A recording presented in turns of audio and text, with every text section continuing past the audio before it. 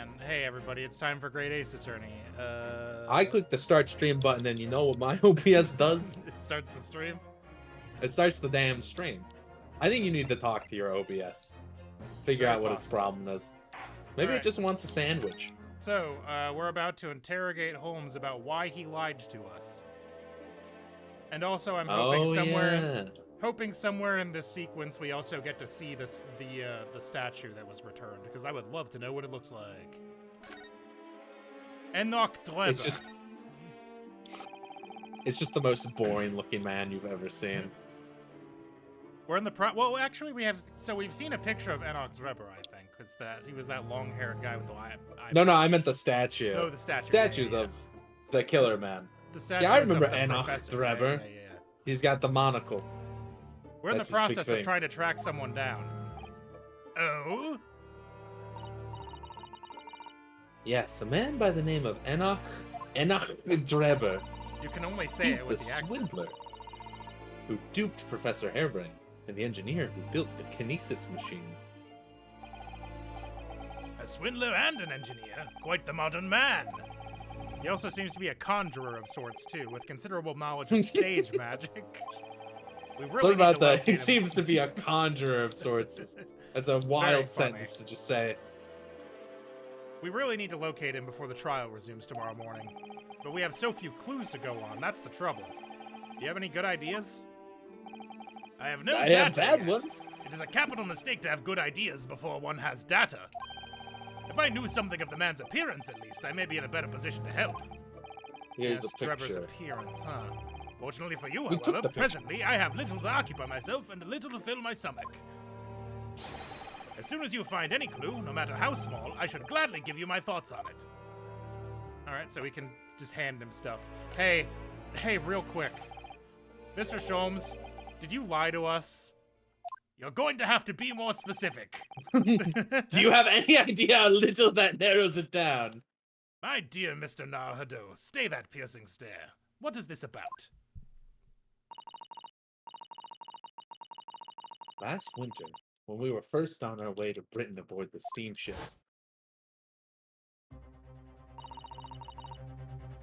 your words were very clear. So then, let us unravel this mystery and discover what events led to this curious murder. You told us that it was murder, and you examined Kazuma-sama's body.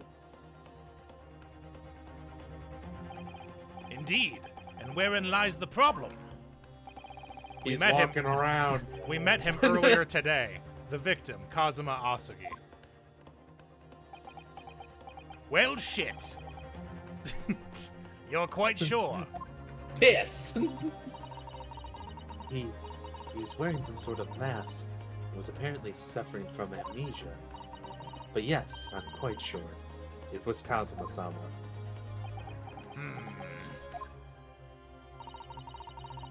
You must have known at the time, Mr. Sholmes, that he wasn't actually dead. Well, this conversation has grown uncomfortable. Goodbye. He goes back into his wax pose and stops talking. Well, I can only assume I was swept up in the murderous atmosphere of the moment. But the fellow Right. wasn't dead at all. Priceless. I don't suppose that performance would pass muster, would it, Mr. Naruto?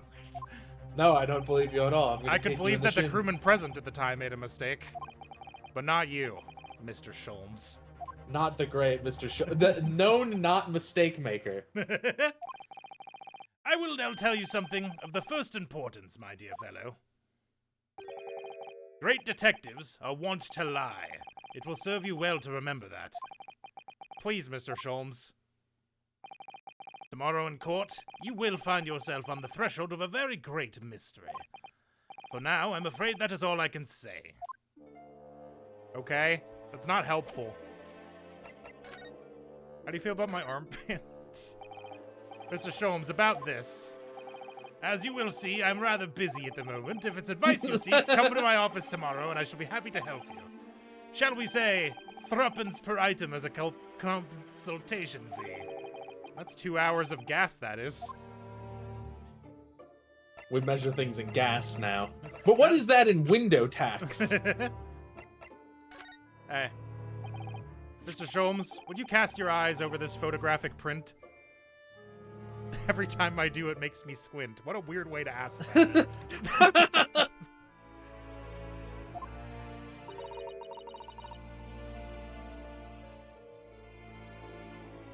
It's of Mr. Enoch Drebber. The face of the engineer we seek.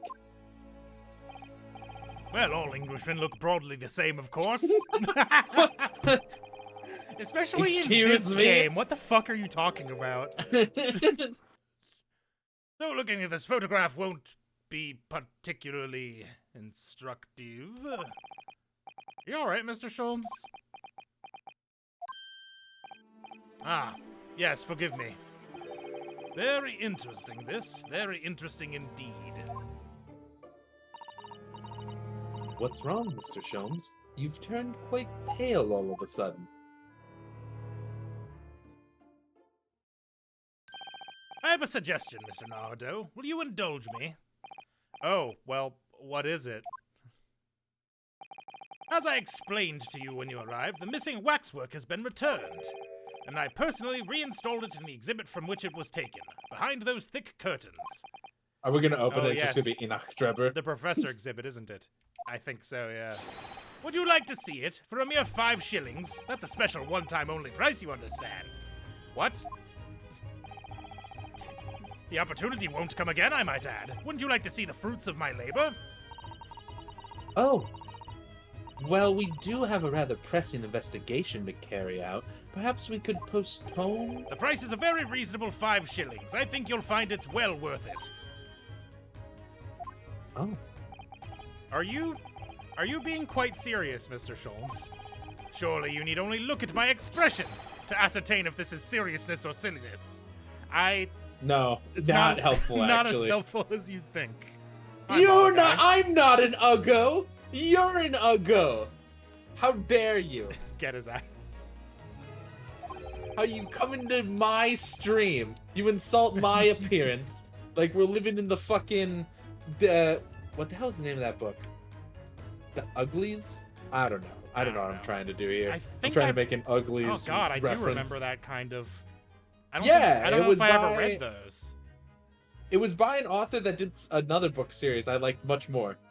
But I don't remember what that was either. Not Mean Girls. Mean Girls is it was called The Uglies. Hold on, I'm looking up who wrote The Uglies. It was like a book series where it was a dystopia. It was a young adult set in a dystopian future. And the entire thing is that everyone gets surgery to look super pretty. But some people don't. That's it. That's the whole... That's the premise, yeah. No, Scott Westerfeld. Oh, it was by the guy who wrote Leviathan. That's why I read it. I read it and went, this isn't anything like Leviathan. I can never tell with you, that's the point. Westerfeld is best known for Uglies. Is he? Or is he best known for Leviathan? Surely Uglies is not more well known than Leviathan, right? We may have failed as a society. It might be. Oh no. 300 years in the future, everyone gets plastic surgery to become pretty. Her name is Tally Youngblood. Ugh. Thanks, young adult novelists. Man. I just remember reading it and being like, man, this sucks compared to Leviathan, which had so much going on. Apparently, Uglies is also now a TV... Or wait, a movie? They made a movie. It's a film. Wow. Wow. I don't see any ugly people actually having been cast, though, so I guess that's a lot. Yeah. Ain't that how it goes? They could have cast me there. Wait, I mean, no, I'm not ugly, as I explained to Tomolo Guy. Very well, it couldn't hurt. Here's your 5 shillings. Gratefully received. Holmes eats tonight! I mean Sholmes! So, the special exhibit waits behind the curtain. I invite you to peruse it at your leisure. Go click on the bathtub first, if we can. We gotta know what's up with this bathtub. I think we already did. Well, nope. Yeah, but That's why I said again. All right. Well, the money's been spent, so let's go see the special exhibit. Ah, no choice. Through those heavy curtains at last.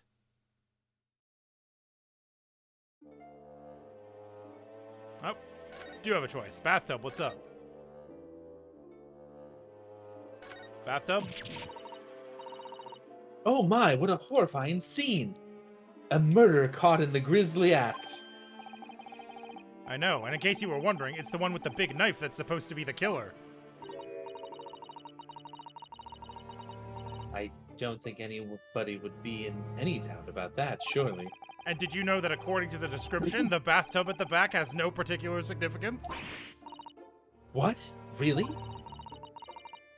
I would have thought it was meant to show that the killer also worked in a bathhouse, peddling criminal wares. Aha! We have a new theory. Well, guy, I'll be honest, I read the book in middle school or high school or something, but I'm gonna go ahead and say no. I don't think it does. Didn't. 5 shillings we've had to pay. But you know it is a good book series, Leviathan. It doesn't seem Steven, right. you read Leviathan, right? I don't think I did. You didn't? Oh, sad. It doesn't seem right It's a good somehow that series. Mr. Sholmes slipped the money into his own pocket, does it? No. Ah, we could ask Gina to retrieve it for us, using her special skills. Pickpocketing police officers and diddling detectives. Stop! Diddling! What? You have to stop using that word! Is this what makes Diddled Britain and great? diddled. Not to mention demigod prosecutors taking the law into their own hands or chip-loving inspectors. That's the least weird one.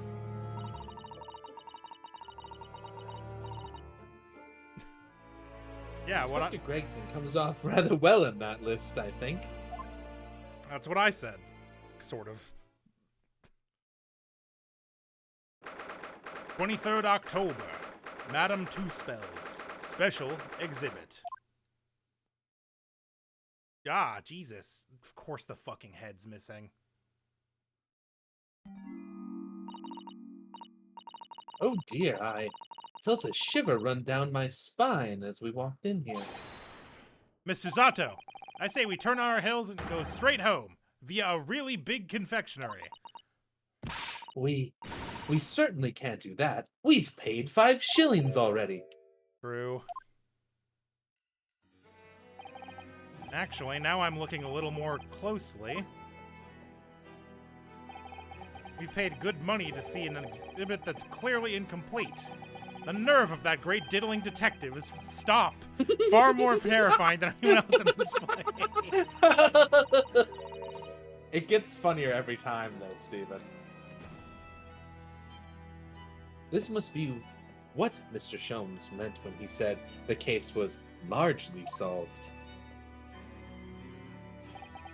Be that as it may, Mr. Sholmes heavily implied there'd be a clue about the engineer in here, didn't he? But where? Since we paid 5 shillings, let's do 5 shillings worth of investigation, shall we? I don't know how much investigating that is. Do you think that's a lot or a little? No idea. It's at least 5 hours of gas. If it's Is it? Wow. 3 shillings for 2 hours of gas. But no, the gas was in threepences, wasn't it? Oh, right. How much is a shilling? I have no fucking idea. I don't know. Hold on, let's find out together, shall we? Boop, boop, boop, boop, boop. To Google, what is a? I hear the text moving. Oops. Can you open up the thingy? A shilling is a historical coin. They were equivalent to 12 pence, or 1/20th of a pound. Okay, so 12 So, pence. 12 pence would be 4 was threepence. 3, right? Yeah. So 5 shillings would be 60 pence, which is That's quite a lot of gas. 20 threepence. So it's 20 hours, right? If each 40 one's a hours. threepence. A threepence is 2 hours. So it's 40 hours of gas, Oh, which is quite a lot a of threepence gas, for 2. actually. Yeah. It's at least 45 blunderbugs. Yes, Okay. we will get what we paid for. That fear or frustration that's making Susato-san's voice tremble. Can I, like, rotate the camera? No? Alright. Well, let's start with this guy.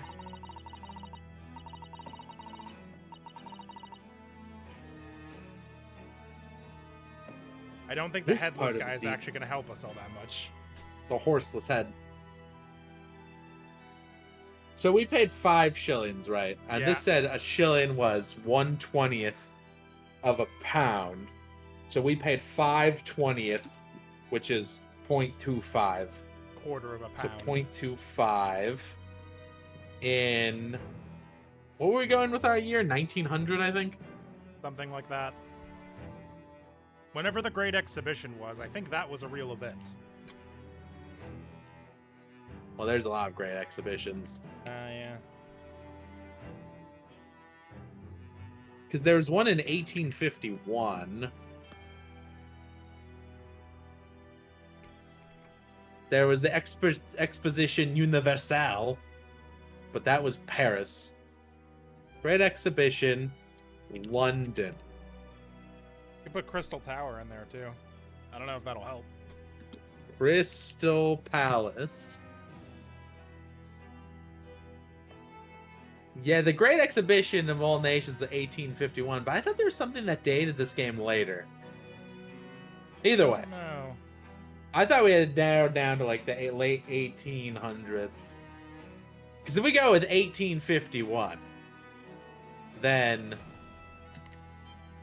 Oh, I can't do whole numbers. A single pound, I can back into it. A single pound in 1851 is 117 pounds today. Jeez. So if we paid times 0.25, we paid like just shy of $30 to a guy who does not run this place. Yes. So that's pretty expensive for this. Yeah. Hopefully it's worth it. This part of the exhibit is just as disturbing as the rest. It looks so real. Seems Except to be for the a young socket in man that guy's neck. A young man in a white overcoat. And he has... Nope. And he has a large shovel in his hand, too. Look. Say that's a spade. Perhaps we should investigate in a little more detail. Say it's a spade instead. What the Is fuck? this going to be Enoch Drebber? Oh, a camera. Can we pan up? No. It would appear not. This angle is fucking crazy. He has that plus symbol that Enoch Drebber had. Yeah. Let's look at his camera, I guess. What's this here? Well, this would appear to be a lens in the middle, so I believe it's probably a camera. A camera, but it's so small. British technology is incredible, isn't it? I mean, what about Mr. Sholmes' skin prints? I think perhaps you should treat Mr. Sholmes' inventions as exceptions to the rule. But anyway, why would a man in a graveyard be in a graveyard at night with a camera? I wonder. Perhaps he was trying to capture the moment a dead body came back as a ghost on film. We'll just borrow this for a little while, I think. The camera has been entered into the court record. We just took it? That's worth 5. That's worth 5 shillings. That's worth at least 5 shillings. We can pawn it. Quick, Naruhodo. Quickly, to Mr. Windibanks. God rest his soul. May he rest in peace. By looking at the photographic plate inside the camera, we can see what picture was taken. What's a photographic plate? Oh my god. It's a piece of glass coated in a special emulsion that reacts to light coming in through the lens. If we open the cover at the back of the camera, we should find it. Let's have a look. You should see yourself, Susato-san. Your eyes are shining. You really do like machinery, don't you? Well, we can't look right now, I guess. She's a gizmo person. Can you click on that little plus symbol? Or is that, do we not know? Yeah, wait a minute. Him. Hold on. There, yeah, that's definitely him. I can't see his face very well, can you? Perhaps if I just... Oh, do you think you should be manhandling the exhibits, Mr. Naruhodo? I'll put it back exactly as it was, don't worry.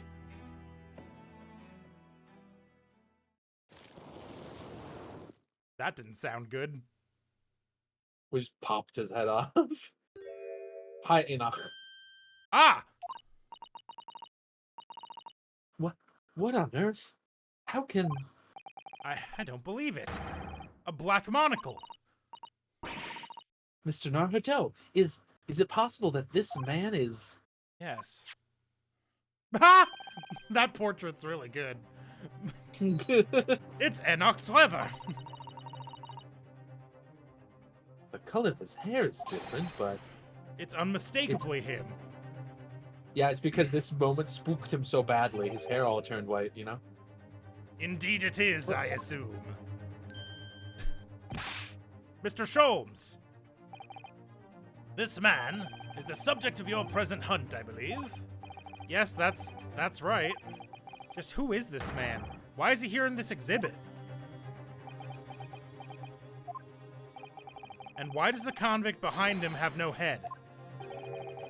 The head was missing when the model was returned by the thief who stole it. What a surprise.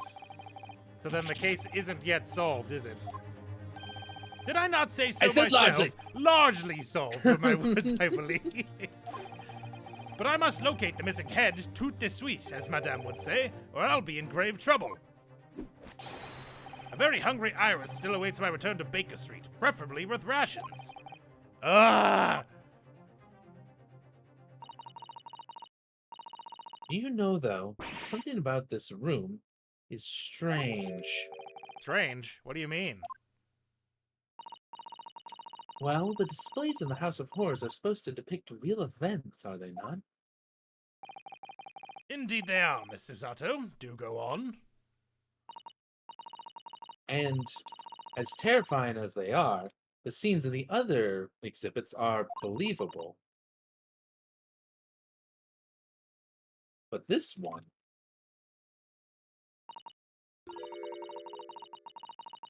This surely couldn't ever have happened, could it?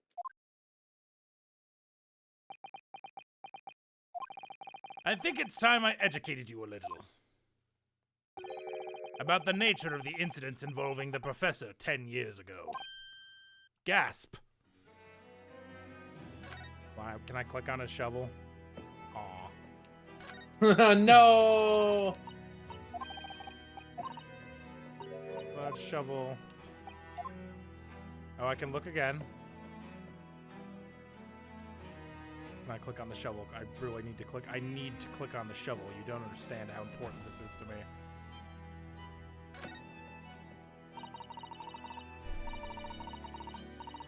What a large shovel! He's holding it rather ominously, isn't he? What on earth was the man doing with a shovel in the graveyard in the middle of the night? Miss Susato? Yes? That's a spade, isn't it? I'm going to beat you with it. No, it's a shovel. No, shovels are for digging. That's for scooping up loose material. It's a spade.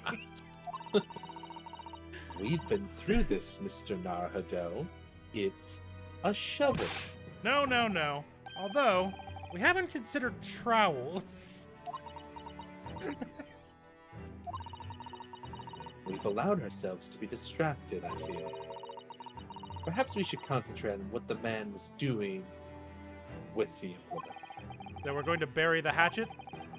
You're right, though. What was the man doing in the graveyard in the first place? That's the real question.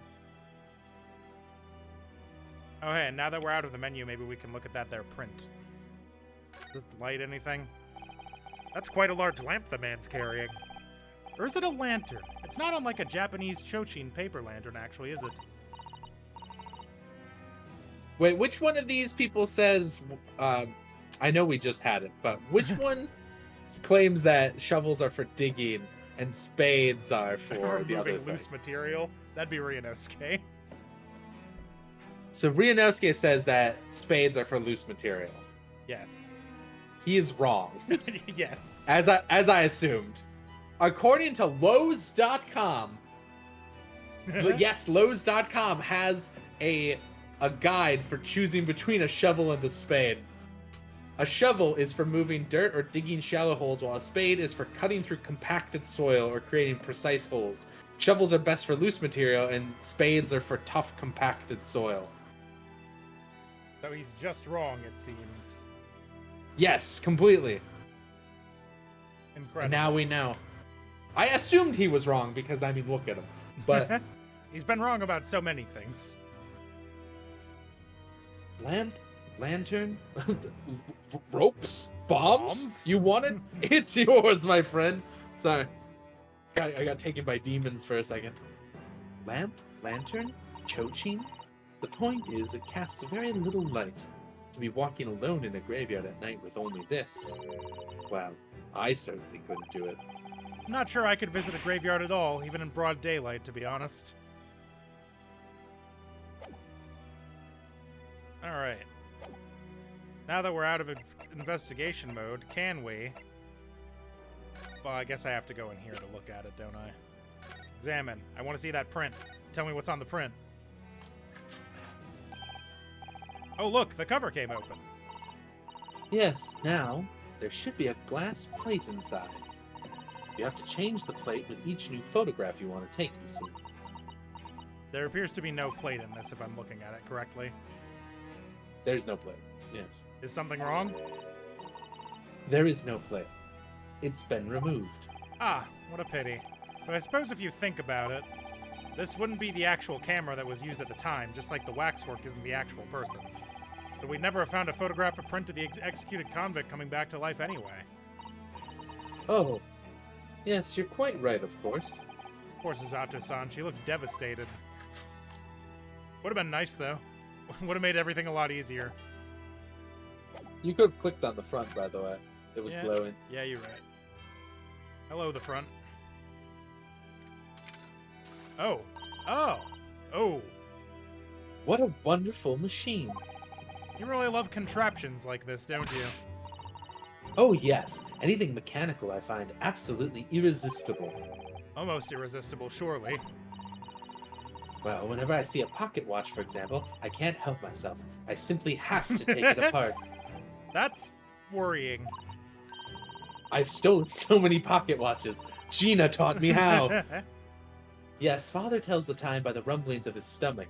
He's given up having a watch. Poor Professor Mikotoba. He abandoned me for 10 years, and this is what he gets. Look, Mr. Naruhodo. What is it? On the bellows, just here, there seems to be some very dark red stains. Yes, you're right. It looks like blood, actually. Oh. Oh my. I'm sure it's not what you're thinking. The details have been updated in the court record. Good catch. I almost assumed it was unimportant. Anyway, I see the glowy thing and I go, you have to click it. The resurrecting convict. I believe I told you a little about the professor yesterday, did I not? He took the lives of 5 victims, every one being either a member of the aristocrat... That's not how you say that word. Aristocracy or royalty. A member of the aristocrats... You tried to go all Aristotle on it. Oh no! He was killing aristocrats by the dozen. All were attacked by an enormous hunting hound and had their throats ripped from their bodies. Ah. That's how it relates to the Baskervilles. Oh gosh. An enormous hound? How awful. After taking the life of his 5th victim, the killer was apprehended. It was a case of unprecedented magnitude in Britain, you understand? Accordingly, the professor was tried in a closed court. No members of the public were permitted. Closed court? So you mean that the professor's identity... As you've surmised, my dear fellow, his identity was never made public. Naturally, he was found guilty and was summarily sentenced to death by hanging. Hanged by the balls until dead. Hanged by the balls until dead. He was a fate truly abysmal. He was buried in a grave at Lowgate Cemetery, which adjoins the rear of the prison where he had been held. However, that was not the end of the affair. Oh? The very night that he was buried, the convicted man came back to life. Came back to life? He clawed his way out of the ground and emerged into the moonlit graveyard. The exhibit here depicts that very scene as described by the sole witness to those chilling events. There was a witness? But of course, my dear fellow, it was none other than the young man in the white overcoat, Enoch Drebber. He saw it happen. He looks kind of shook, too. Oh, boy. Yeah, so if he was making a noise, it would be the Hank Hill yell. Whoa. Oh. So this To is be a fair, waxwork... that's a noise I'd make too, baby. If this is a waxwork model of Enoch Drebber, that sentence was hard for me for some reason. 10 years ago, the convicted professor, having been gibbeted and buried, emerged from his grave in the dead of night. The sole witness to that unimaginable scene was this young man. From appearances, I would say he was about 20 years old. It's so horrifying. No, nope, that's not the right court record. That's what I'm looking for. I can look at people. This guy's only 35. This guy was just thinking that. Oh my god. That's a hard ass 35, dude. Whoa. He's younger than she is. Damn, she looks great for 39. Yeah. Hot damn. Bohemian boy. Bohemian boy. We know his name. We know all of his name. He had like 8 million. With an excessively Remember, this is the long 1900s. name. Yeah, I know. See, here's the thing, Mo guy. 1900s makes sense for him, not for that lady, though. Crazy. My brain lagged briefly, and I thought it was saying Madame Two Spells was 45, and I was about to have a conniption. No, she's 26. We've been over this. Ooh, a fine age. Scared out of his wits, the young Drebber ran to a nearby police station to report the incident. And the sheer terror of what he'd seen is said to have turned his hair white overnight. Ah, see, I told you. Yes, as shown in the photograph we have of him, his hair is completely white. For the following few days, the story of what he'd seen was on the front page every front page in the capital. The public was frantic for every last detail about the killer who'd come back to life. As you've seen, an exhibit was even created here at Madame Two Spells.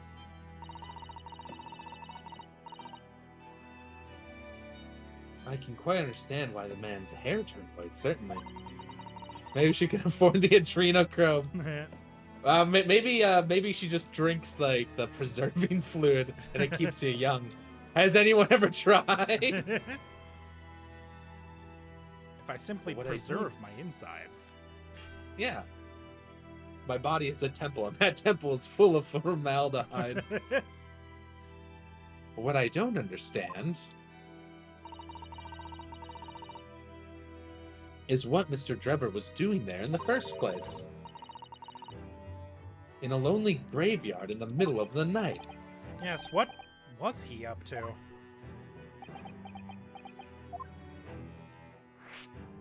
Following the execution, the professor's acts of terror threw London's upper classes into complete panic 10 years ago. It was a great scandal, one might say, at the very highest levels of society. And since the killer's identity was never made public, rumors abounded. After all, no killer had ever before systematically employed a dog as a weapon of murder. Yes, I can imagine the impact the case must have had. But in time, of course, the rumors abated. He was up to no good. So, too, did the talk of the shocking witness account of the convict who came back to life. It was forgotten, dismissed as a dubious ghost story, as a preposterous parlor tale. But why did people stop believing him? Well, because it sounded ridiculous. Started making double in my neighborhood. I got in one little fight and my mom got scared. Why, simply because there was no resurrection to speak of, as was established in fact. What do you mean by no resurrection? The police investigated the grave in Lowgate Cemetery and published their findings. The convict's body was found to be buried exactly where it had been following the execution. No. But that would mean Mr. Drebber is a big stinky liar. Must have lied to the police and the newspapers. That would appear to be the only logical explanation, yes. The young man subsequently vanished from society and nothing has been heard of him since. rather striking, then, that he should resurface now, don't you think? Of course, the convicted murderer couldn't really have come back to life. That's not possible. But Drebber's hair is unusually white, and if that really did happen overnight as the result of shock, it's hard to believe the incident was an out-and-out lie. They're strange. Camera. Mr. Sholmes, about this consulting fee, yeah.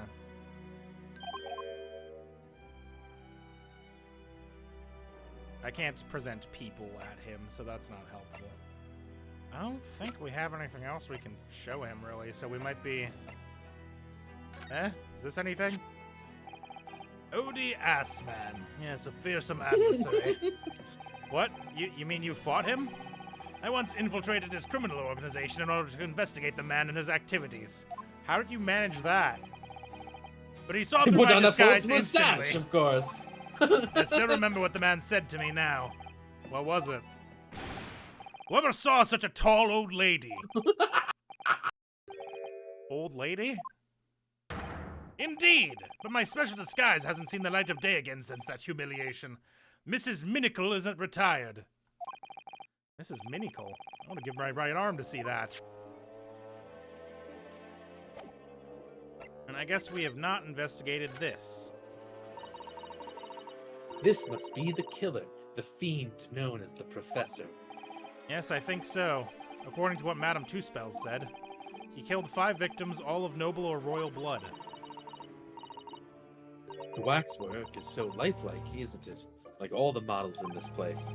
I know. It looks like it could start moving at any moment, doesn't it? If only it had a head, that is. Perhaps we should examine it in a little more detail. Okay, I don't really see anything. We'll click on the neck. Other than the head.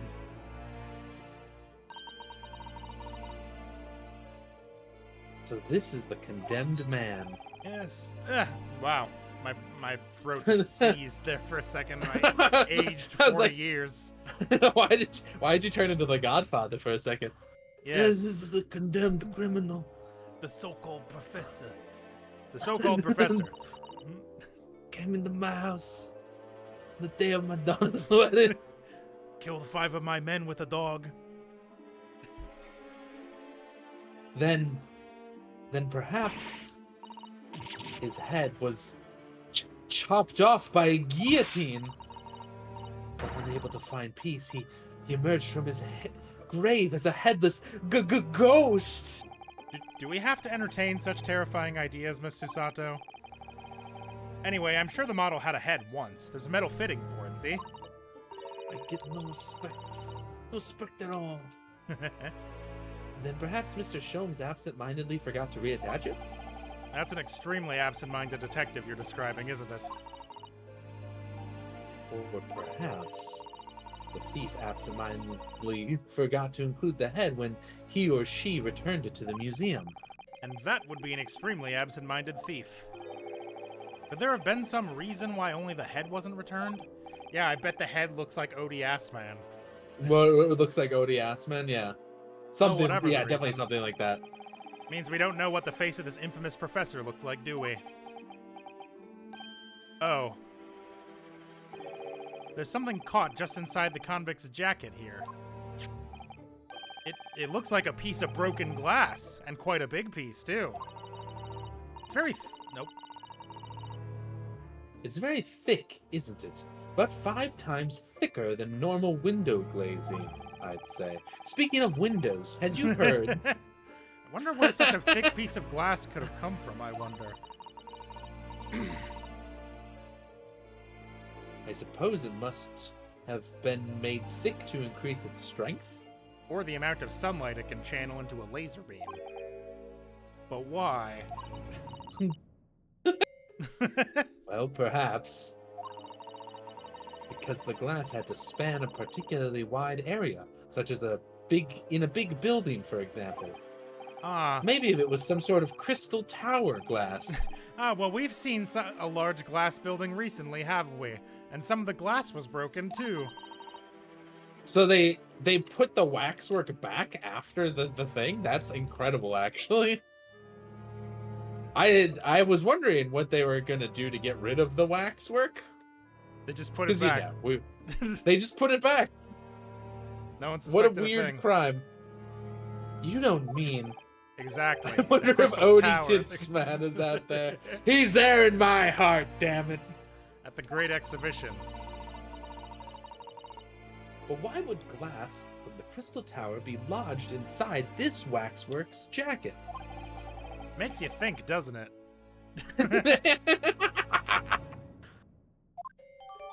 That sentence just kills me every time. Makes you think, Makes you think, doesn't it? Both pieces of broken glass. Earlier in court, we established that the kinesis experiment was a trick. And now we discover this fragment of glass here in this waxwork. Is it just a coincidence? No. No, it's not, Naruto. It's not, actually. Nothing else to click on over here. Oh, we found the thing because it's pulling us out of the menus now. Oh, hey, Ginny. What the blade Nora, Otto? What are you going to done? Gina, what are you doing here? Oh, that's Doris. She said this is where you be, so... So? Gina, not so loud in the museum. Was Madame that a Two-Spells will have you grenade? take a position as a waxwork if you're not careful. I think there might be a more pressing concern. Oh, I still have some flash powder left from 6 months ago, so... So? All right, Gina, we understand, but please put down the gun. She walked in and I presumably thought we murdered that guy. Sorry, I got scared. She tried It's being just the a one on the other coincidence. end of the barrel. Narrator, it was not, in fact, a coincidence. So, what brings you here, Gina? What brings me here? What do you think? We found it. We found that dodgy Cove's workshop. What? You found Drebber's workshop? Yep, Toby's note bark. Toby's note took me straight there. The boss and the others are heading over there now in a drag, so come on. Here's the address. I got the boss to write it out. Oh, thank you, Gina. We'll make our way there at once. All right then. See you there. Thanks, Gina. Thanks, Gina.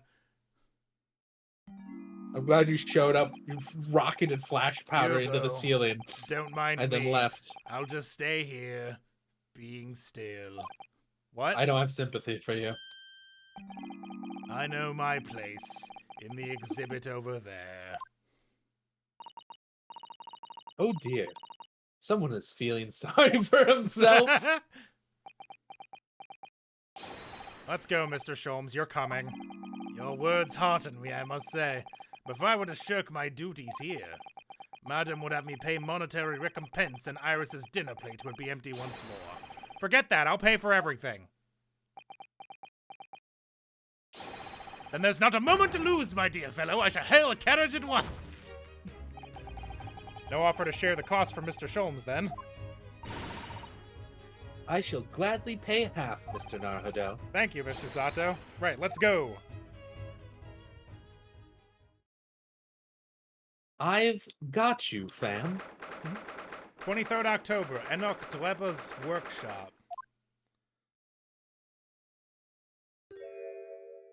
Oh, hey, look, arrows. Or perhaps bolts, as you would fire through a crossbow. Yeah, and Dude, this guy's got model thing. trains? What a dork. That looks like... Oh, it's another super high voltage instantaneous kinesis machine. Indeed, it would appear so. Though only a prototype, naturally. Ah, so you got here then? Gina, well done for finding this place. And in such little time. You've really worked miracles. Is Toby used a miracle worker? Woof. Whoa. What is this expression? This is awesome. I love this. I love whatever this is. What are you doing, man? I thought you lot would show up before too long. Hello, Inspector. Hey. That's one knitted brow. He looks like he's eating a lemon, not a bag of fish and chips. So, Inspector, is there any sign of the engineer? Sadly not. We can find a soul in here. Oh, what a shame.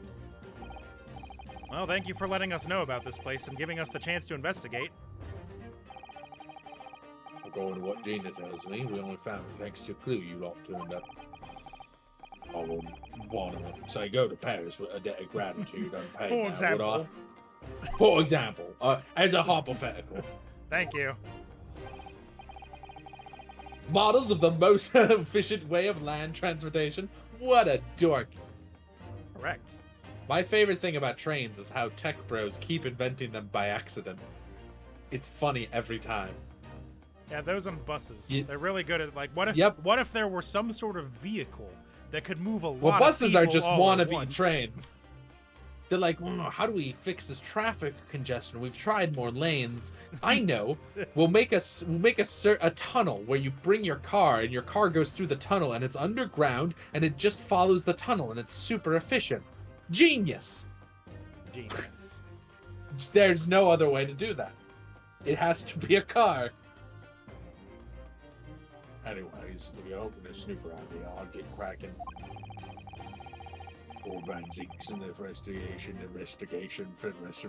team are on their way here as we speak. Them again. I imagine you've got the picture by now. It'll take too kindly to lower tops. Right. So then, my dear fellow, let's turn this place upside down whilst we have the chance. And you, Sholmes. Pardon? Under arrest. Don't like you. They take even less kindly to great detectives than they do lawyers. Very droll, Gregson, very droll. But you may consider me nothing more than an inconspicuous waxwork model.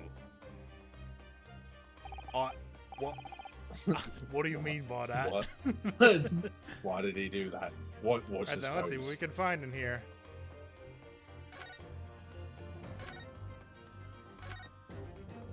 Alright, well, the most suspicious thing, by far, it's a European-style quiver of arrows with steel bolts inside. Oh, do you suppose?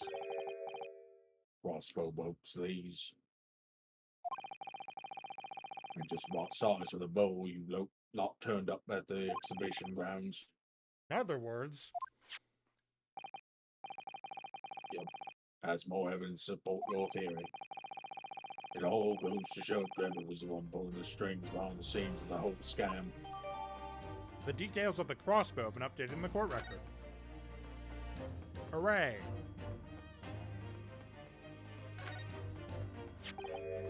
Ah, this appears to be most interesting. Yes, most interesting indeed, wouldn't you say?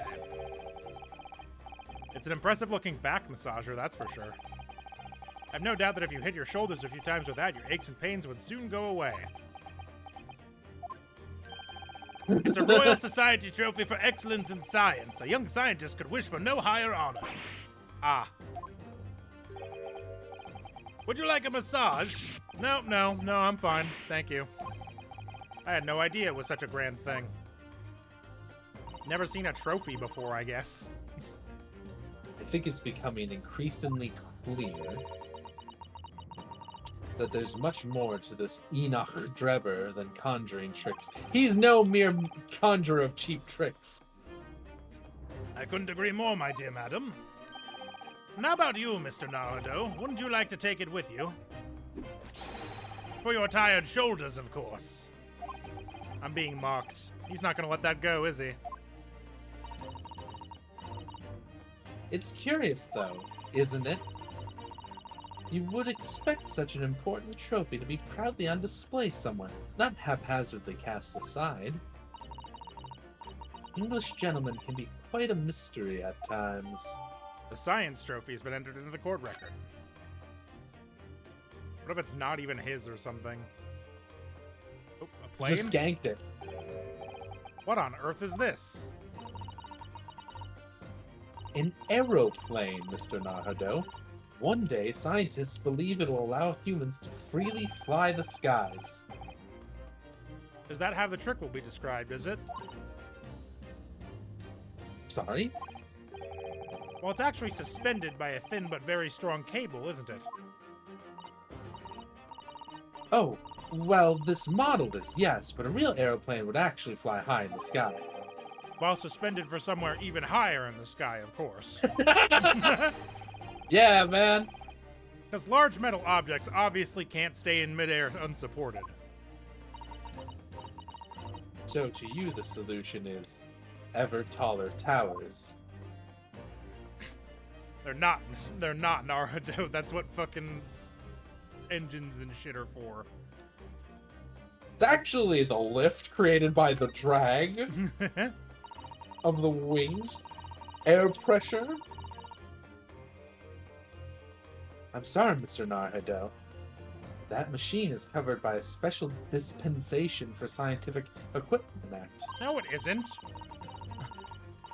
There'd be serious repercussions if we were to examine it from the Crown and the government.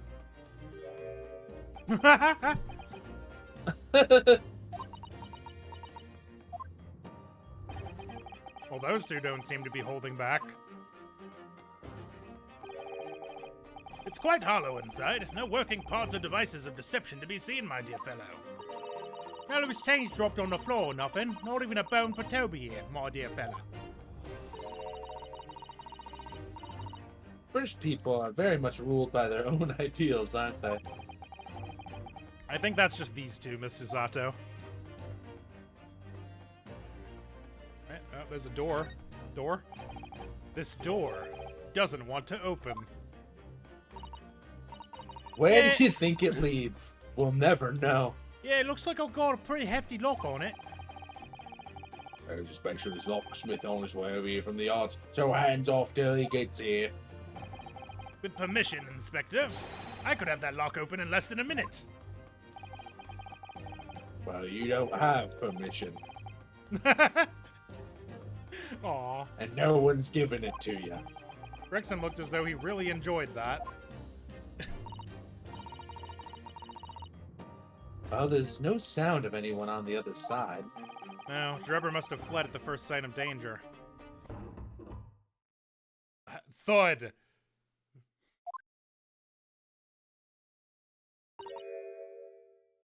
Oh.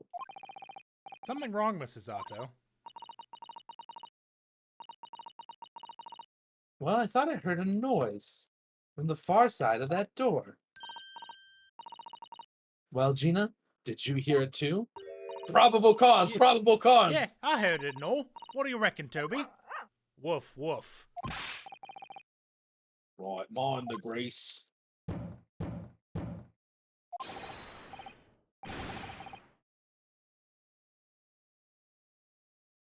Whoever's in there, open up. This is Scotland Yard.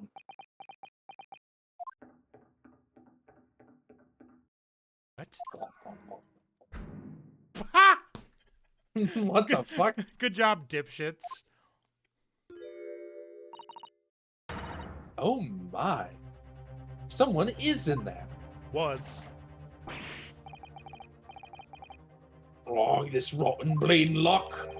My dear Gregson, as I said only minutes ago, if only it were countenanced, I could unlock that door in less than a minute. Come on. I'll take the rap for it. Just get us through that blasted door. Click. There, you may enter at will. Wow. Holy shit. You've confused minutes with seconds, I think. Time is of the essence, I feel. What are we waiting for? I mean, locks back then were really bad. I'm not even surprised that he's a fucking lock breaker guy. Lockpick. That's the word. Rock breaker guy. Lock breaker guy, you know. Yeah, he walks up and he just punches the lock clean off the door. Fucking put up your dukes, idiot. This is an emergency. There's a strong possibility that beyond that door is the engineer you all seek. Be prepared for action, my dear fellow. Yes. I ready my sword. I keep forgetting we have that. A big bomb. Yeah, I didn't notice that at first. And footprints on the ceiling. What the fuck? I didn't notice that either. I was looking at the safe. What's happened in here? Why is everything upside down? Wait. What? Rats! There ain't no one in here after all. But there must be. It was only moments ago that we heard those noises. Maybe that was the sound of Drubber running away. But there's only one door into this room. And no windows that could afford an escape route. Those skylights are too high.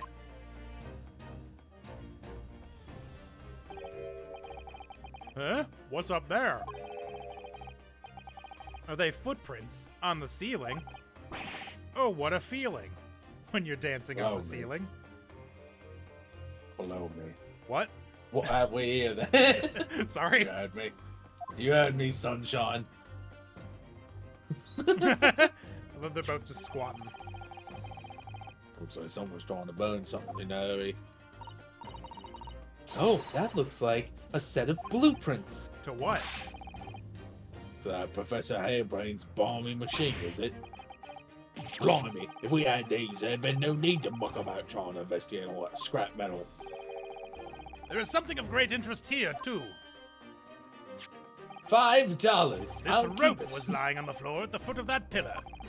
A rope? What's significant about that? Never mind. You see, but you do not observe, Mr. Naruto.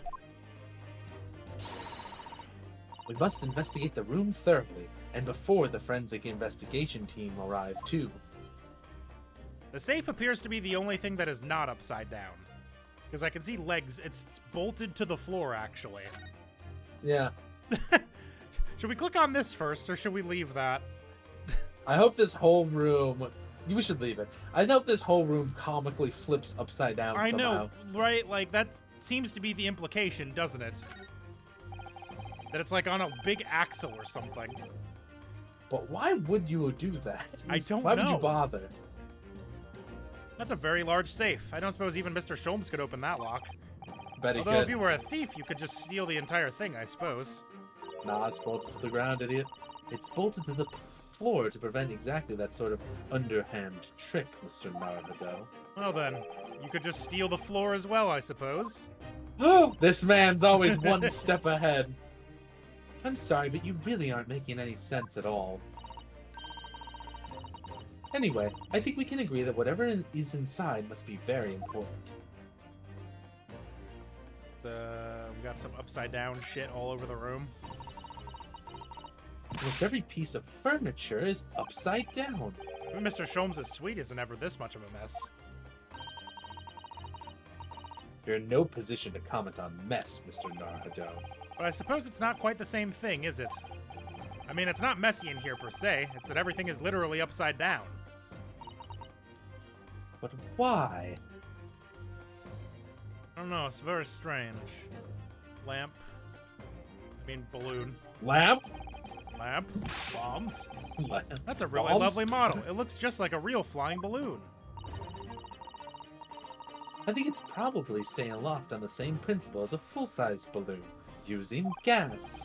A green flying balloon. It does have the hallmarks of that amazing deception at the Great Exhibition, doesn't it? Could it be that the whole thing was planned here in this very workshop? I'm trying not to click on Sholmes, because I think that will investigate the bomb, but I don't think there's anything else to click on. I mean, I guess up here. The obvious thing. There's no denying it is there. They're footprints. Yes, it would appear so. And I simply can't imagine how they came to be there. Isn't there a Susato shoot-up or something? Like a... What? Like a Susato takedown, I mean. No, Naruto! You can't say that! Susato shoot up? I'm no Wonder Woman, Mr. Naruto. That would make her almost superhuman, I suppose. I'm no Detective Comics Wonder Woman, a character that won't exist for 40 years. Mr. Sholmes, have you found something? Ah, Mr. Naruto. Yes, in point of fact, something rather fascinating. What do you make of this. Let's see. I've never seen anything like it before. Looks like a bundle of thick cigars wrapped around a large... Mr. Sato, what's the matter? That's a... Surely that's a time bomb. What? What did you say? Time bomb? Shit. Are you eating something? Why do you keep sounding muffled? Pop-Tarts. Forgot to make dinner. I see. You know how it is. It's been going on for like 25 minutes. And I was like, am I losing my mind? I see. Okay. Sorry, but what is a time bomb exactly? Well, Ryunosuke, if you put together the two root words of time and bomb... Maybe he doesn't know what a bomb is. Maybe he doesn't know what time is. Hey, you ever think about that? Huh? You truly are one of a kind, Mr. Naruto. I won't take that as a compliment. You don't know nothing, do you, Aldo? You haven't got a clue what it is either, have you, Gina? I invite you to consult a dictionary later, Mr. Naruto. But this particular specimen is no time bomb, though I confess it has a very similar appearance. Oh, well, thank goodness. But then, what is it? I see. So that's it. Gasp? Goodness, Mr. Sholmes, have you seen to the heart of the matter? There are times when I consider my lot most unfair. For I'm fated never to know how it feels to flounder as you do when a puzzle presents itself. Wow. But wow. I have learned to accept that hardships that come with being a great detective, Miss Susato. Here we go. I feel a great deduction coming. Once again, I can draw two conclusions from the scene we see before us. The first is that the inverted nature of the furniture in this room is the work of Drebber himself. Oh, but how could you? And the second conclusion is that the small device on the floor there is, without question, completely genuine. Please, Mr. Sholmes, you must explain everything. It would be a pleasure. After all, it is a great detective's civic duty to teach Scotland Yard the finer points of the trade.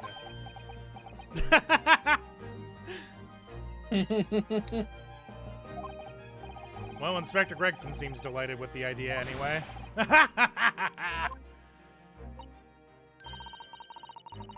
Oh, you deflected the inspector's glare with such fortitude there, Mr. Sholmes. Well done.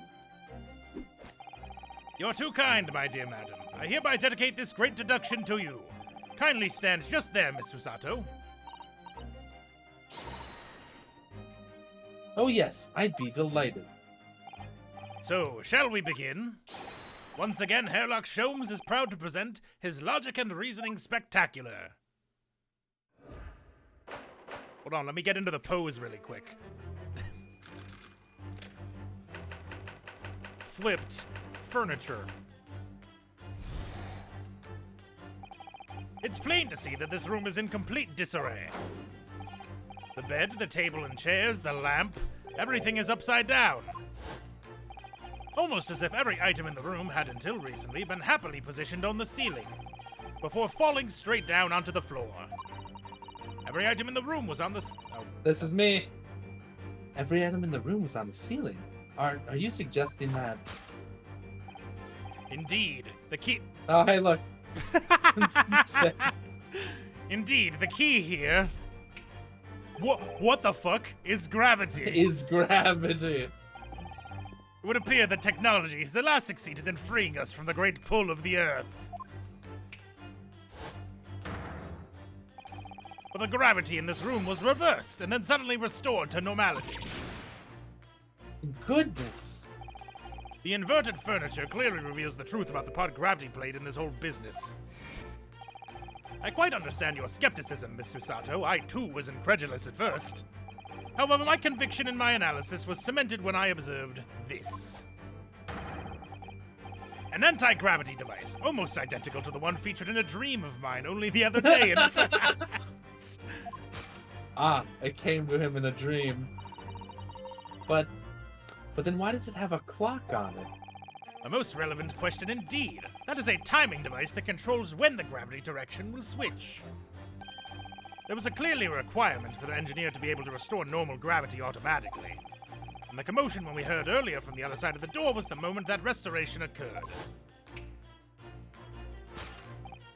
Yes, the reason why everything in here has been turned upside down is because of the anti-gravity device. So you see, we need look no further than explain the state in which we now find this room. The direction in which gravity acts in here was reversed by Mr. Drebber, before restoring to normality in an automatic fashion sometime later by the timing device. I have witnessed precisely this scene in a dream I once had where I fell out of bed. No, I think he's right here. None of that. That all makes sense to me.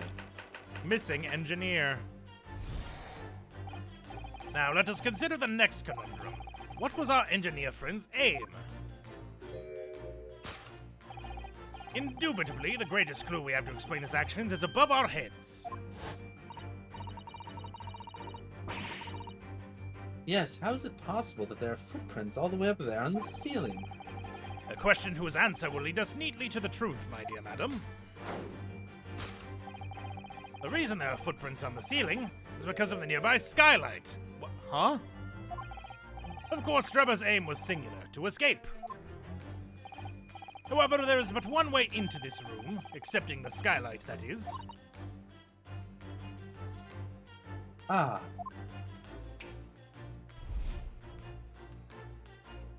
the fuck? By inverting the gravity in here, Drebber was able to fall conveniently to the ceiling, and make his escape via the otherwise inaccessible skylight, leaving those footprints behind on the way.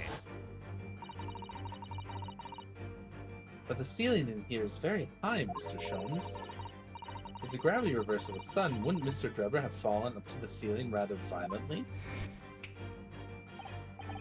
Falling up is both scientifically and philosophically a rather interesting concept, I feel. But the man was cornered with nowhere to run, so escape through the skylight was his only option. You may recall that I found this in the room earlier, which I believe offers a solution. Oh, the rope. To reach the intended destination, what better tool than this rope? By anchoring one end to the wall, the man was able to lower himself safely to the ceiling. Which explains how Drebber was able to escape this room before our arrival. He reversed the pull of gravity and fled via the skylight. And personally, I should very much like to reverse the pull of gravity again now, just for fun. I mean, if I could do that for fun, I would.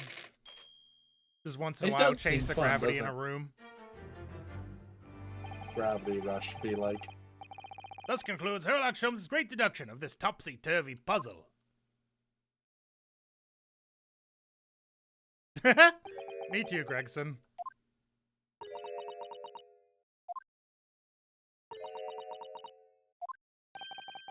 He's completely spellbound. Mr. Sholmes, there is just one thing that troubles me. I would expect nothing less. You're destined to be troubled by just one thing for the rest of your life. The thing is such a thing actually possible? An anti-gravity device, I mean. I would say that with man's current scientific knowledge at the turn of the 20th century, it's no more possible than instantaneous kinesis. Well, then why did you just go on a 5-minute spiel about it? But your whole deduction hinges on it. But my dear fellow, when you have eliminated the impossible, whatever meant shut up, however improbable it may seem. It's a marvelous line, wouldn't you agree? One of my more enduring pearls of wisdom. I had Iris come up with that exact phrasing. My original was clumsy. Yes, I have a feeling I've read it in something that Mrs. Sato lent me once. Actually, there is one other thing, Mr. Sholmes. The spell's broken at last. The rope you found was on the floor, wasn't it? Indeed it was, in lonely coils near the wall. But if Mr. Drebber had used it to escape in the way that I described, wouldn't it still be tied to the wall?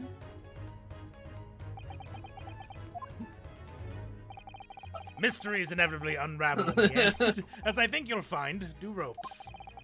As evidence of such, you need only look at the mystery we faced in this room, now skillfully unraveled. That argument is as circular as the coils of rope. I think perhaps we need to give Mr. Sholmes the usual little helping hand. I'm sure with some minor corrections, the great detective's great deduction will lead us to the truth. Yes, you're right. And we must do it quickly before Enoch Drabber gets too far away. Or before the yard and everybody else who's supposed to be getting here shows up. If you're ready, then let us resume. Sherlock Sholmes' logic and reasoning spectacular. Course correction. Hold it, Mr. Sholmes. You're insane. You've said a bunch of insane shit. No. It's plain to see this room is in complete disarray. The bed, the table and chairs, the lamp, everything is upside down. Almost as if every item in the room had been, until recently, been happily positioned on the ceiling, before falling straight down onto the floor. Every item in the room was on the ceiling? Are you suggesting that... Indeed, the key here is gravity. Would appear technology has at last succeeded in freeing us from the pull of the Earth. Gravity in this room was reversed and then suddenly restored to normality. Goodness! The inverted furniture clearly reveals the truth the part gravity played in this whole business. To think gravity could have been reversed in this very room, I find the whole idea utterly enthralling. Only Mr. Sholmes could conceive of such an explanation. But the man himself admitted there was a scientific impossibility, so... Yes, you're quite right. We must completely discount the idea at once. Ooh, that's unusually merciless of you, Mr. Sato. When you have eliminated the impossible, whatever remains must be the truth. The great detective himself said so, didn't he? While refusing to part with his dreams of anti-gravity devices. Yes, I suppose so. Well, let's see if examining this topsy-turvy scene a little more closely reveals some proof that shows exactly what the gravity in this room was or wasn't doing. Well, how's that vase then? that one seems pretty obvious, doesn't it?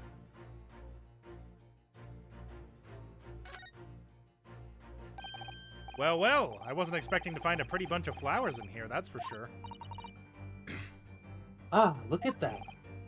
I know, that slender little vase looks like it's about to topple at any moment, but the flowers are thriving. Somehow it makes you think of the fragility of life, wouldn't you say? To be honest, Mr. Naruto, something else about it made a rather deep impression on me. It's upright. Take that!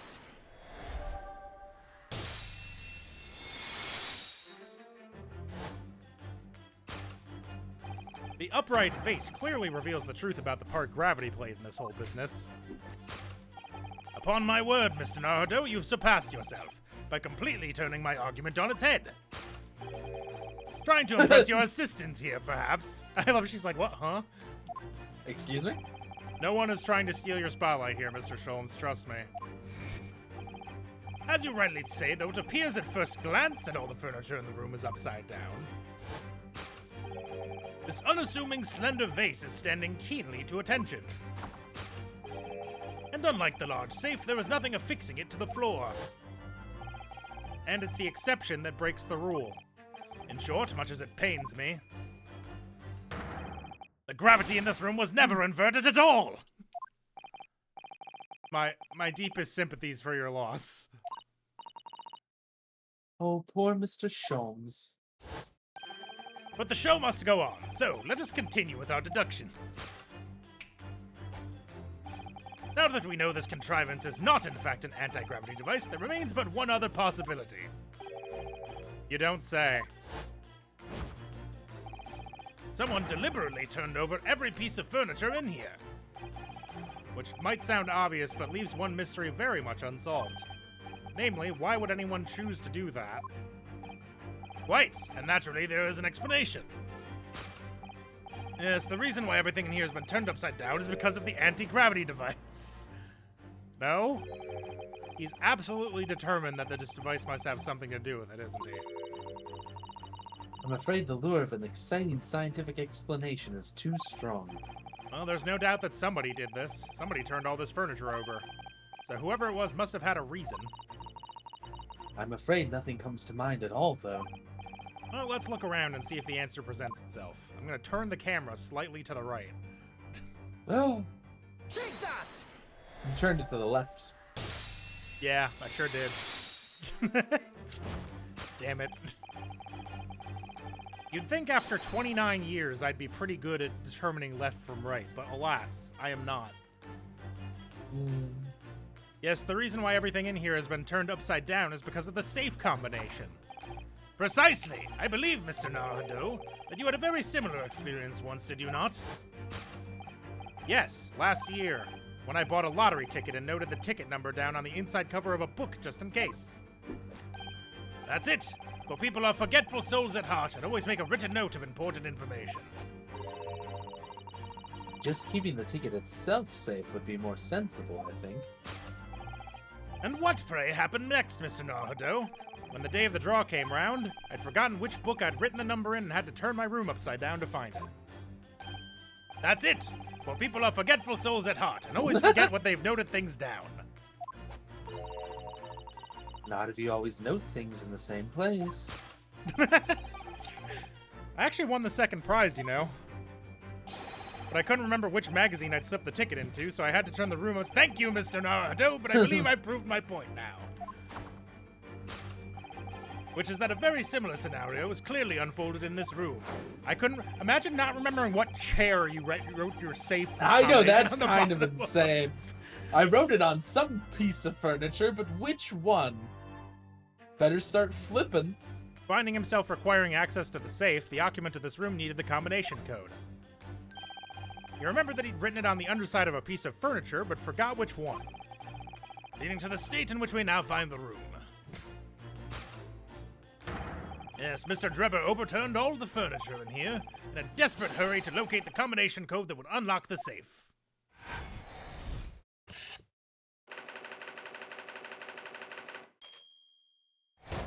I couldn't even remember what kind of furniture he read. He flipped the bed over. Yeah, I know. And he flipped that wardrobe in the background over. Now let us consider the next conundrum. What was our engineer friend's aim? Indubitably, the greatest clue we have to explain his actions is above our heads. Yes. How is it possible that there are footprints all the way up there on the ceiling? A question whose answer will lead us neatly to the truth, my dear madam. The reason there are footprints on the ceiling is because of the nearby skylight. Wow, well, the change in the direction of gravity can't explain it. Then how did those footprints get there? Yes, I feel as though that particular mystery has just become even harder to solve. I can't think of any other way to explain it at all. Ooh, life was so much simpler in those halcyon days when gravity could be reversed. It was minutes ago, and those halcyon days never existed in the first place. I suppose we must simply put our faith in Mr. Sholmes and observe the area in more detail. Putting our faith in Mr. Sholmes is what gets us into these situations in the first place. Ah. There's a shoe on the balloon. It's hard to believe, but there's a shoe up there, look.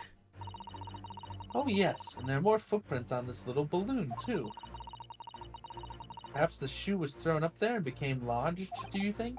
If so, then judging from the number of footprints, it must have been thrown up several times. Why would anyone be throwing shoes up at the ceiling, though? Oh dear, that's beyond me, I'm afraid. Trying to knock this... Does this panel move? No, it looks like it's just another part of the ceiling. Is there something in the balloon basket? Basket. Look at the balloon. This is a gas balloon, isn't it? It's tiny, but it does seem to be a real balloon. Yes, I think you're right. I think it's helium that's keeping it up. A green gas balloon. Why does that seem to ring a bell with me? You fucking... What do you mean? If you can see, there are footprints on this balloon, too. Look. Oh yes, surely that's a clue, isn't it? But what it tells us, I'm not sure. Okay, so what is the question we are trying to answer? The reason there are footprints on the ceiling is because of the nearby shoe. boo. Yeah, it's the shoe. Take that! They're whipping it at the ceiling. Just throwing it at the ceiling to release something. The reason there are footprints on the ceiling is because of that nearby shoe. And on closer inspection, there are clearly footprints all over the balloon as well. In other words, the aim was never the skylight at all, but the balloon. But for what purpose? Green balloon. That seems somewhat familiar data. Ah! It was a piece of green balloon's envelope that Mr. Naruto and Iris found at the scene.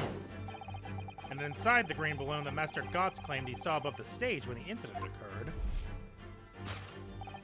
was the second birdcage, the crux of the whole instantaneous kinesis deception.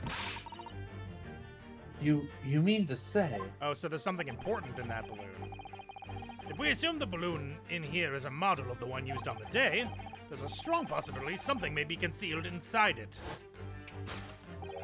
Something our absconder was desperate to retrieve before making a hasty getaway. But the balloon's out of reach.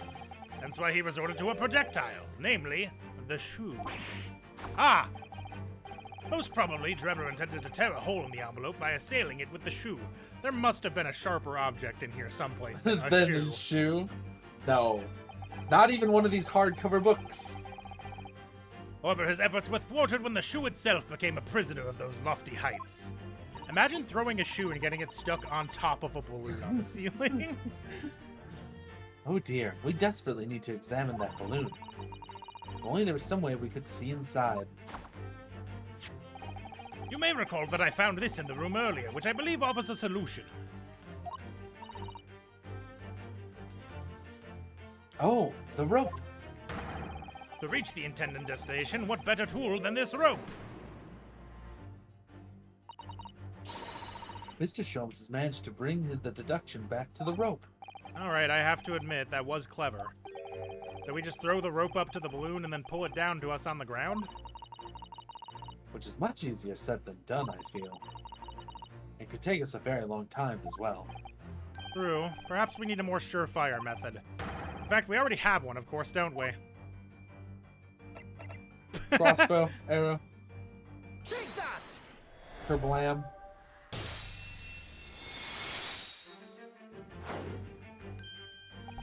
To reach the intended destination, what better tool than this crossbow? That was found at the scene, in fact.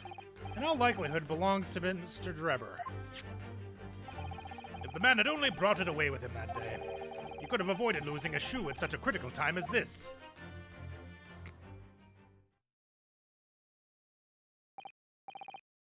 So, shall we? Your curiosity is deeply stirred, no doubt, my dear fellows.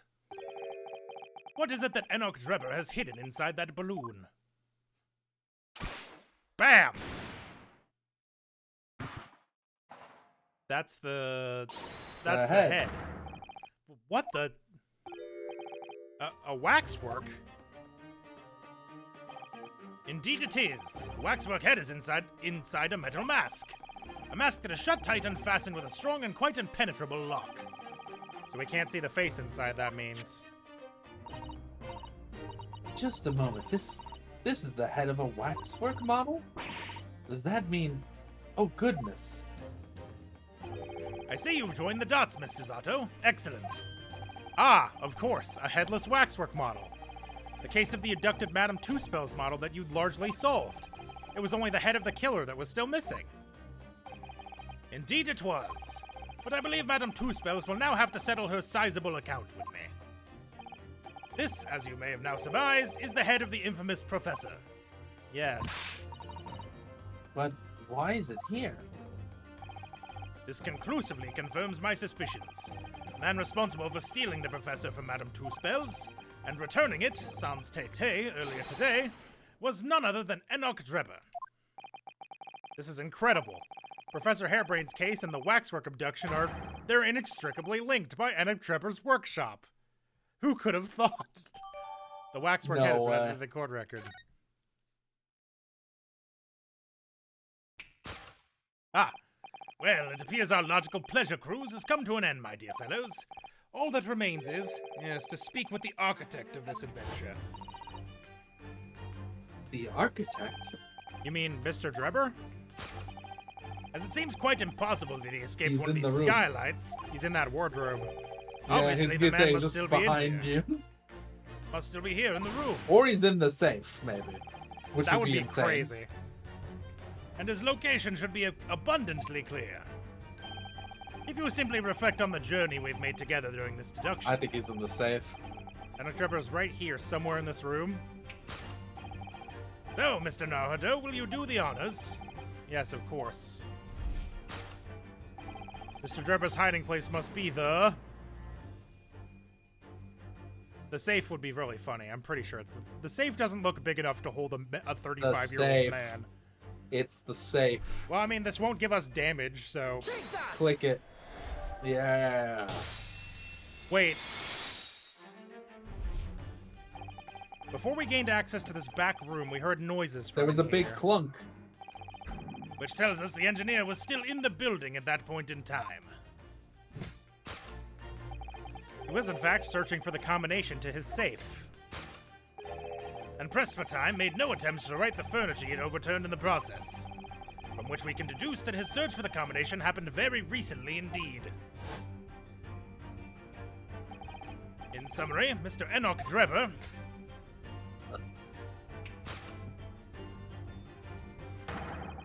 is at this very moment inside the safe.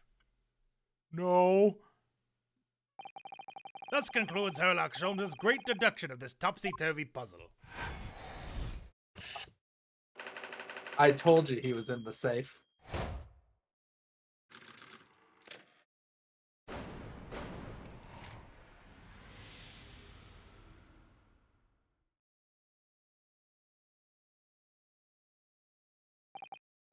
So, Mr. Naruto, I think perhaps it's time we ended this game of hide-and-seek, don't you?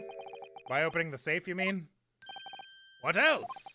Let's see. The combination was 432582.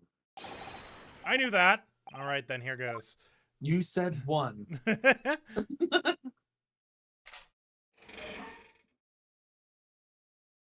Hello, Enoch Wow. Trevor. He's really folded up in there. Do you want to be Enoch Drebber? Sure. I'll make him German. No. I don't know. I don't know what this guy's sounds like. Yeah, haha. You found me. Like Breath of Wild. Like Breath of Wild. No. This guy is folded like a fucking pretzel to get in there, dude. Yeah.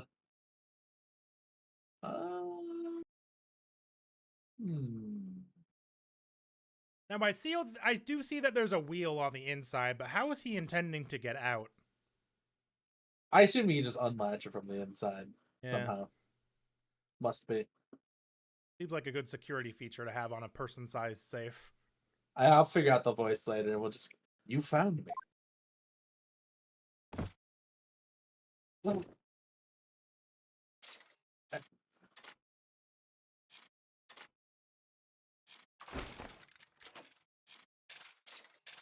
Okay.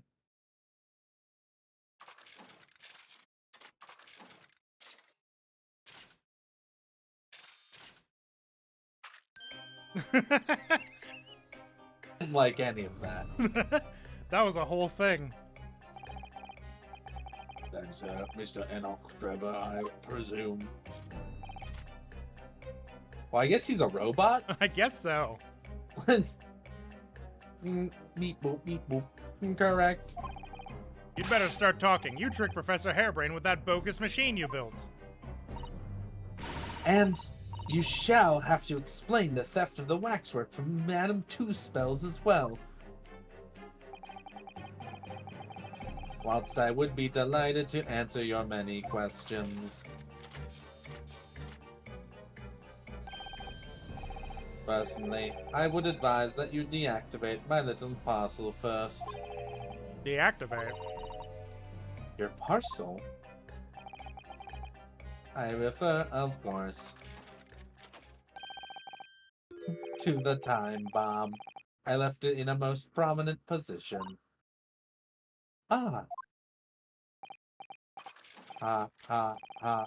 I see. Stunned silence. You're all gearing up to die with me then. No!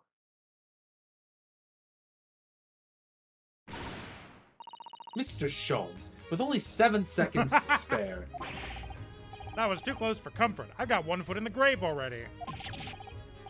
Are you trying to help us get a killer or get us killed? Mr. Sholmes' deductions can be completely life-altering, can't they? Well, my dear fellows, that was a close shave. The resemblance to an anti-gravity device is really quite startling, I must say. Anti-gravity devices don't exist. I wouldn't push it, Mr. Sholmes.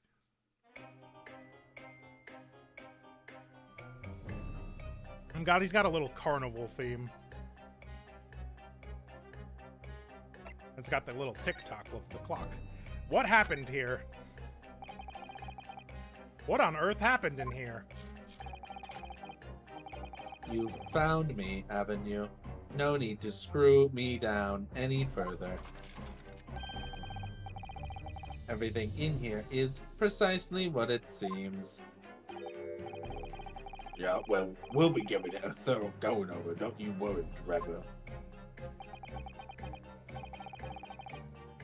What fails to click with me is how you were able to locate my workshop. That I was not expecting. When I heard whistling from the other room, I knew it was time to bolt.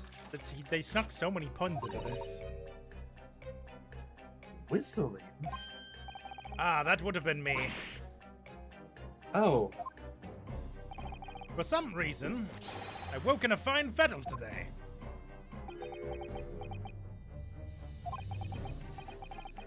No words, just tightly squeezed chips. I must have a screw loose, though, as I couldn't remember the combination for the save. And another one loose, as I couldn't remember on which piece of furniture I'd written it down. We also found a rope over by the wall. Yes, I had hoped to exit through the skylight, but sadly the rope was too short. So I then set about searching for the combination code to open the safe. And burning the incriminating blueprints, don't forget. Regrettably, though, you failed to retrieve the head from the balloon among the rafters. And after that, you hid yourself inside the safe, having first set this parcel ticking. Well, I had no intention of being nailed by the police.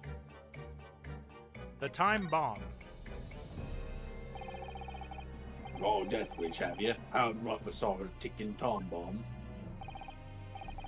Please, why do you suppose I chose to hide inside the safe? It's no ordinary safe. It's specially designed.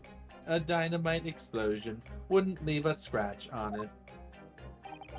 So, in fact, the safe was the only safe place. Precisely. But once you'd climbed inside, you wouldn't have been able to get out again. I invite you to look more closely. The safe is fitted with a handle on the inside to allow the door to be unlocked from within. Ah, so it is.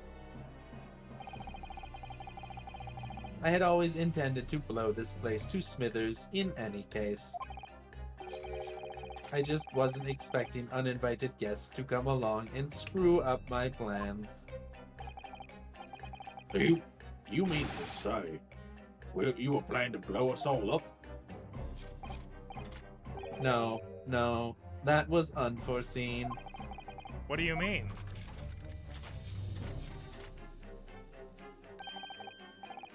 Most people run, you see, when they see a ticking time bomb at their feet.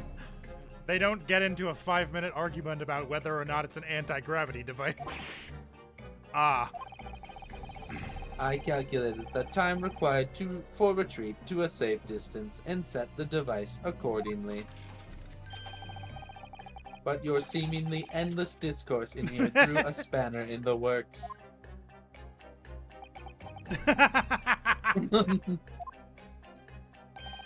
Is something wrong, Gregson?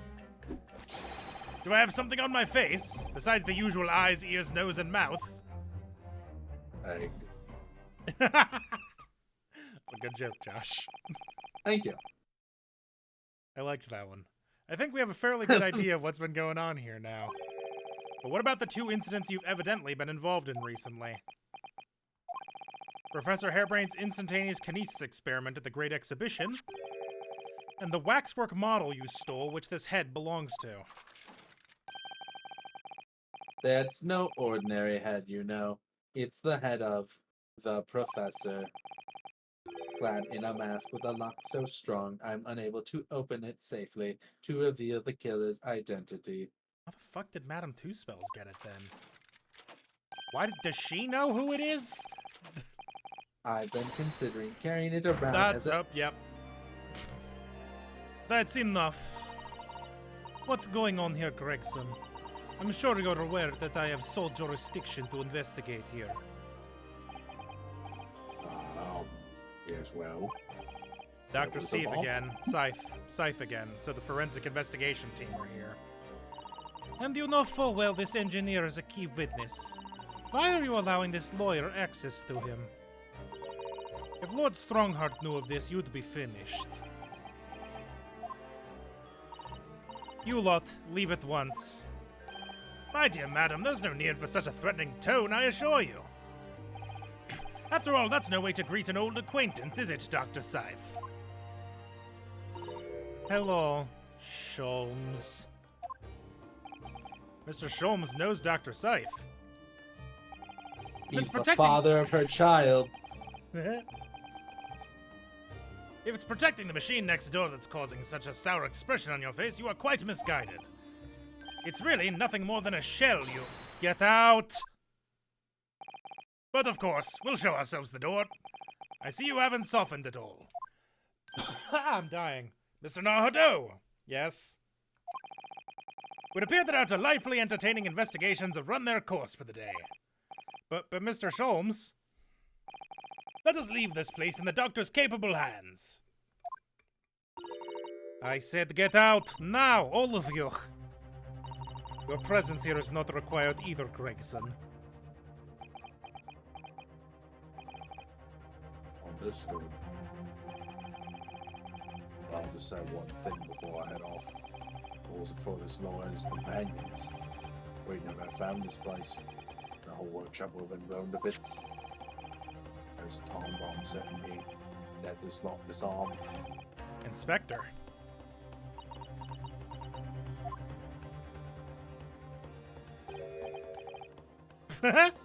Ka, ka, ka.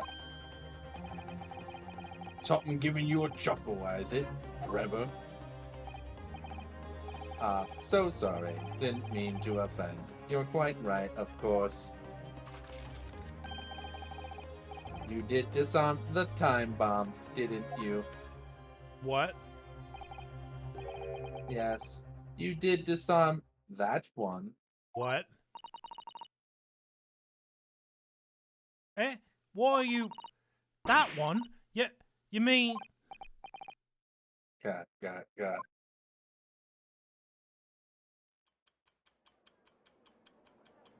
Oh no. Oh no.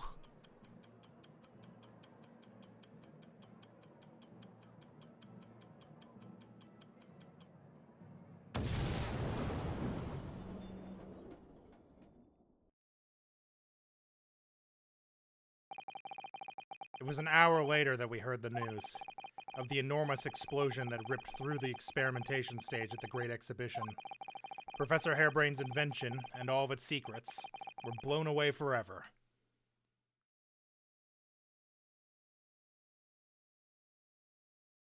Oh, I thought there was another one in the workshop. I mean, that's There's still like a started one. that's still bad, but like I think we should save. This should be and the then stop, stream yeah. a little early. Yeah. I agree. All right. Nice. Thanks for watching, everybody. Have a good night. We'll deal with the consequences of that next week. Bye-bye. Goodbye.